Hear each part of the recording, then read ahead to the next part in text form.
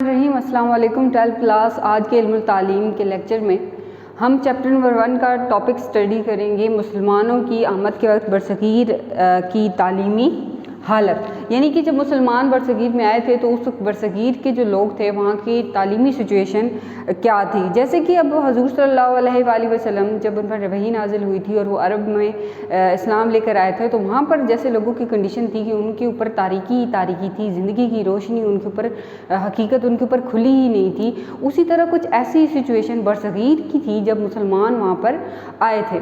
ठीक है, तो 3 पार्ट्स में इसको डिवाइड किए, मुसलमानों की आमद से पहले, मुसलमानों की आमद के बाद तालीमी सिचुएशन क्या वहाँ पे बन गई, और तालीम के फ़रोग़ के लिए जो मुसलमान हुक्मरान थे उन्होंने क्या क्या किरदार अपना अदा किया।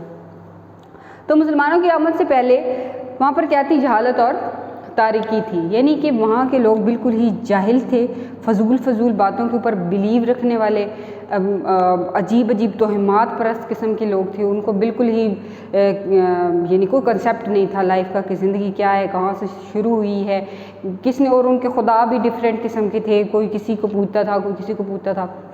तारीकी थी, यानी कि तारीकी से मुराद ये वाला अंधेरा नहीं है कि सूरज छुप जाए तो वो वाला अंधेरा। तारीकी से मुराद है ज़हन का तारीक हो जाना, नज़र के आगे पर्दा आ जाना, जिसमें हम हकीकत से छुपे हुए होते हैं, हकीकत हमसे छुपी हुई होती है। ठीक है, तो ये जो हालत थी मुसलमानों की आमद से पहले वहाँ के लोगों की थी। आर्याओं की आमद, अब आर्या कौन थे? आर्या एक ऐसी उनकी कोई कौम थी जो ना मतलब जंगें वगैरह लड़ती थी और उनकी बड़ी वो फतह हासिल करते थे हमेशा। तो वहाँ के लोगों का ये कंसेप्ट था कि जो बंदा ज़्यादा कोई फतह हासिल कर रहा हो या कोई अच्छा काम मतलब कर जाए, या कोई बंदा कोई बात कह दे कि ऐसे हो जाएगा और वैसे हो जाए, तो वो उसको खुदा मानना शुरू हो जाते थे। तो ये जो आर्या थे ये भी इसी तरह की उनकी कोई कौम थी जिन्होंने बड़ी फतवात हासिल की थी जंगों के ऊपर, तो इनकी बड़ी कदर की जाती थी, इज़्ज़त की जाती थी। अब ना ये आर्या जो है बरसगीर में आ गए। जब ये बरसगीर में आए ना तो इनके आने के बाद बरसगीर में मुअज़्ज़िज़ और ज़लील किस्म की ज़ातों का डिस्ट्रीब्यूशन हो गया। यानी कि कुछ कौम और कबीलों को मुअज़्ज़िज़ कबीला कह दिया गया और कुछ जो हैं उनको ज़लील कबीला कह दिया गया। यानी कि जो ज़लील वाले थे उनसे नौकरों वाले काम लेने, उनको कोई हक़ नहीं था कि वो किसी काम में या किसी बात में दखल अंदाज़ी दे सकते हैं, जबकि जो मुअज़्ज़िज़ थे उनकी जी रिस्पेक्ट की जाती थी और सारा कुछ ना। तो ये हिसाब था। फिर अब बरहमन की इजारादारी, अब बरहमन भी उनकी एक ऐसी ज़ाती थी बरहमन। ठीक है, अब इनका क्या काम था कि ये सिर्फ इनकी ये थी कि तालीम और मुअल्लिम पे यानी ताल्लुम पे सिर्फ़ और सिर्फ बरहमन की इजारादारी थी।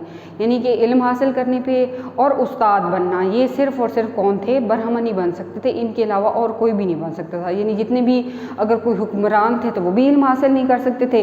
जो कोई छोटे तबके वाले लोग थे जिनको ज़लील तबकात में तकसीम कर दिया गया था, वो जो हैं वो भी नहीं तालीम हासिल कर सकते। सिर्फ बरहम नाम की जो थी उनकी कोई ज़ात, वो इल्म हासिल कर सकती थी और वही जो हैं वो आलिम बन सकते थे। कुश्तरी वैष्णु, इनकी भी लाशरीकी थी तालीम से। अब ये कुश्तरी और वैष्णु ये कौन थे? ये भी थे, 2 ज़ातें थी। ठीक है, इनकी भी लाशरीकी थी तालीम से, ताल्लुम से। ठीक है, फिर कमतर ज़ात जो थी वहाँ पे थी शूदर एक ऐसी ज़ात थी कि जिनको ये कहते थे कि इनका काम सिर्फ़ और सिर्फ ये जो बड़ी ज़ातें हैं ना, इनकी खिदमत करना है और मज़दूरी करना है और हम बस इनको अपना नौकर बना के रखेंगे और इस तरह। ये सबसे कमतर और घटिया ज़ात जो है वो शूदर समझी जाती थी। ठीक है, ये थे जी हालात इनके बरसगीर में मुसलमानों की आमद से पहले। यानी कोई इनका इल्म नहीं, कोई कुछ नहीं, सिर्फ़ और सिर्फ ज़ात पात थी, उसमें लोगों को डिग्रेड करना होता था, लड़ाइयाँ झगड़े ये सारा कुछ होता था। अब फिर मुसलमान जब बरसगीर में आए तो मुसलमान जब बरसगीर में आए तो मुसलमानों की जो इस्लामी तालीमात किस चीज़ का दर्स देती हैं? अदल व इंसाफ का और इंसानी मसावात का। अब कोई भी मुसलमान है जब वो पैदा होता है तो हमारा पैदा होते ही हमें सबसे पहले कलमा पढ़ाया जाता है। ठीक है, उसके बाद जितनी भी कुरान पाक बच्चों को पढ़ा दिया जाता है। कुरान पाक में तो सारा वो इल्म का मजमूआ है, दुनिया की सारी मालूमात उसके अंदर हैं, अल्लाह ताला ने क्या क्या फरमाया वो सब कुछ उसमें है। ठीक है, तो इस्लाम किस चीज़ का मज़हब है? अदल व इंसाफ का। ठीक है, और इंसानी मसावात का। इस्लाम के अंदर कोई ज़ात पात वाला निज़ाम नहीं है। तो जब मुसलमान आए ना तो मुसलमान अपने साथ ज़ाहिर सी बात इस्लामी तालीमात लेकर आए जिसमें अदल व इंसाफ था। यानी कि उनके नज़दीक कोई शूदर नहीं था, कोई बरहमन नहीं था, कोई कुश्तर नहीं था और कोई भी कोई छोटी मोटी ज़ातें नहीं थी, जो सबको इक्वली ट्रीट करते थे। علم دوستی، ان کا سب کے ساتھ دوستانہ رویہ تھا، اعلیٰ معاشرتی اقدار، یعنی جب ان کی علم دوستی تھی اس کے بعد پھر ان کا معاشرے میں جب وہ رہنا انہوں نے شروع کیا تو ان کے لوگوں کے ساتھ تعلقات تھے وہ بہت اچھے طریقے سے رہنے لگے، لوگوں کی بلا وجہ ہی مدد کر دیتے تھے، کسی کے ساتھ برا سلوک نہیں کرتے تھے، کسی کو کمتر نہیں سمجھتے تھے۔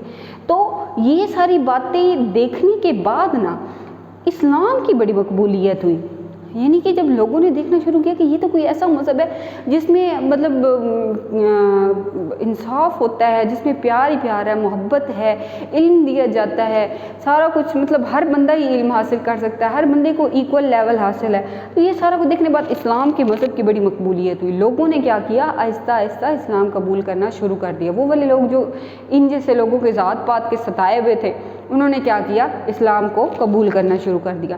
اچھا، اب ان باتوں سے ہندو معاشرہ بہت زیادہ متاثر ہوا اور انہوں نے دیکھا کہ جیسے یہ علم حاصل کرتے ہیں، آگے بڑھتے جا رہے ہیں زندگی میں، تو ہم بھی کیوں نہ ان کی اس بات کو فالو کریں۔ تو فالو کرتے کرتے بھی ہندو معاشرے نے عمومی تعلیم کا تصور ان کے اندر آ گیا، اور انہوں نے عموماً تعلیم سے مراد یہ ہے کہ جو کہ عام طور پر انسان کو حاصل کرنی چاہیے، ٹھیک ہے، ایسی تعلیمات کو حاصل کرنا آہستہ آہستہ شروع کر دیا، ٹھیک ہے۔ اور یہ باتیں دیکھی مسلمانوں کے اندر کہ انسانی مساوات بھی نام کی کوئی چیز ہوتی ہے، عدل و انصاف بھی کچھ ہوتا ہے، اس سے کیا ہوتا ہے، دوستی بڑھتی ہے، سکون آتا ہے زندگی کے اندر، اور یہ سب کچھ کرنے کے بعد، دیکھنے کے بعد ان کے اندر اس بات کا شعور آ گیا کہ تعلیم بھی حاصل کرنی ہے۔ اب ایک اور چیز جس نے لوگوں کو انسپائر کیا تھا وہ یہ تھا کہ جیسے اب ہم نے یہ مسلمانوں کی آمد سے پہلے دیکھا تھا کہ صرف جو برہمن تھے نا انہی کا ہی حق تھا کہ وہی تعلیم حاصل کر سکتے ہیں اور آگے لوگوں کو دے سکتے ہیں، جبکہ جو بادشاہ تھے ان کے وہ بھی جاہل تھے، سارا کچھ تھا۔ تو جبکہ جس چیز نے زیادہ انسپائر کیا نا وہ یہ تھی کہ تعلیم کے فروغ میں مسلمانوں کا کیا کردار تھا برصغیر کے اندر۔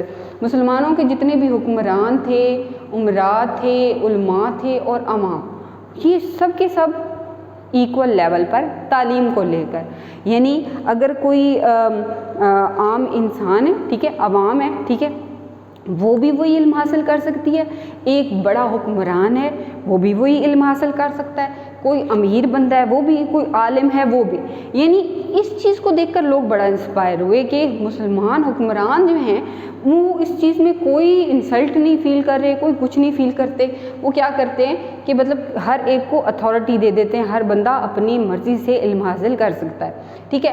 حکمران جو تھے وہ بھی عالم اور فاضل تھے، یہ بہت بڑی امپورٹنٹ بات ہے اور بہت اہم پوائنٹ ہوا تھا متاثر ہونے کے لیے کہ جو حکمران ہیں وہ خود بھی عالم اور فاضل تھے، انہوں نے بہت ساری کتابوں کا علم حاصل کیا ہوا تھا اور بہت ساری مطلب کئی تو سائنسدان بھی رہ چکے تھے، ٹھیک ہے۔ تو کچھ عالم تھے علاء الدین خلجی اور اکبر، یہ ایسے حکمران رہے ہیں کہ جو خود عالم نہیں تھے، جن کو خود اتنا علم نہیں تھا، پر انہوں نے علم کے حاصل کرنے کے لیے بہت زیادہ لوگوں کی خدمات کی، مدارس قائم کروائے، فراغ دلی سے کام لیا اور تعمیرات مدارس، مساجد جگہ جگہ انہوں نے قائم کروائیں تاکہ لوگ وہاں پر تعلیم حاصل کر سکیں، اور کیا کیا، مختلف وظائف جاری کر دیا اور دیگر سہولیات علم حاصل کرنے والوں کے لیے اور علم دینے والوں کے لیے انہوں نے دے دی۔ یہ ساری باتیں تھیں، ان سے انسپائر ہونے کے بعد آہستہ آہستہ جو ہے برصغیر کے لوگ ان کے اندر بھی تبدیلی آنا شروع ہو گئی اور وہ بھی علم کی طرف آنے لگے، لیکن ان کا جو یہ ذات پات والا نظام ہے یہ آج تک سالو نہیں ہوا، آج تک ان کی کوئی نہ کوئی پرابلم اس طرح کی چلتی آ رہی ہے، لوگوں کو کمتر سمجھا جاتا ہے۔ لیکن اگر تعلیم کا ایشو لیا جائے تو پہلے یہ لوگ بالکل ہی جاہل تھے، لیکن مسلمانوں کی آمد کے بعد، ان کے زندگی کے رہن سہن دیکھنے کے بعد، ان کی تعلیمات کو دیکھنے کے بعد ان کے اندر بھی یہ شعور پیدا ہوا کہ ہمیں بھی علم حاصل کرنا چاہیے، اور بہت ساری ان کے اندر تبدیلیاں بھی آ گئیں، ان کی اخلاقیات کو لے کر ہر لحاظ سے، ہر پہلو سے وہ ان کی لائف کے اندر تبدیلی آئی، لیکن ذات پات کے لحاظ سے ان کی آج بھی پرابلم ہے اور آج بھی وہ خدا کی ذات کو پہچان نہیں پائے، ابھی بھی وہ تاریکی میں ہیں۔ بے شک وہ دنیاوی تعلیم میں آگے بڑھ چکے ہیں، لیکن حقیقی جو تعلیم ہے اس میں آج تک بھی وہ جہالت اور تاریکی میں ہے، ٹھیک ہے۔ تو یہ تھا آج کا لیکچر، ہوپ سو آپ لوگوں کو سمجھ میں آ گیا ہوگا۔ ٹیک کیئر، اللہ حافظ۔